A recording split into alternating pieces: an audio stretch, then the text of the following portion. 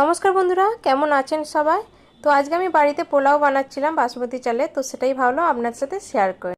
আমি এখানে প্রথমে 2 কাপ চাল নিয়েছি, তার পরিমতো নুন দিয়েছি, চিনি দিয়েছি, আদা বাটা, 2 চামচ ঘি, অল্প করে একটু হলুদ গুঁড়ো, অল্প একটু কেশর, সব কিছু দিয়ে খুব ভালো করে এটাকে মেখে নিতে হবে। মেখে কিন্তু এটাকে মিনিমাম আধ ঘন্টা ঢেকে রেস্টে রেখে দিতে হবে।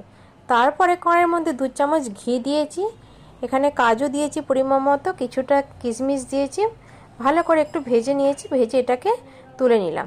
তারপরে ঘিয়ের মধ্যে গোটা গরম মশলা দিয়ে দিলাম, তারপর যে ম্যারিনেট করা চালটা ছিল ওটা দিয়ে খুব ভালো করে কিছুক্ষণ নেড়ে নিলাম। নেড়ে নিয়ে যেই বাটির আমি চাল নিয়েছি সেই বাটির পরিমতো, আমি যেহেতু 2 কাপ চাল নিয়েছি সেই জন্য আমি 3.5 বাটি জল দিয়ে মিনিমাম 5 থেকে 6 মিনিট ঢাকা দেওয়ার পরেই দেখুন আমার কত সুন্দর পোলাও রেডি হয়ে গেছে।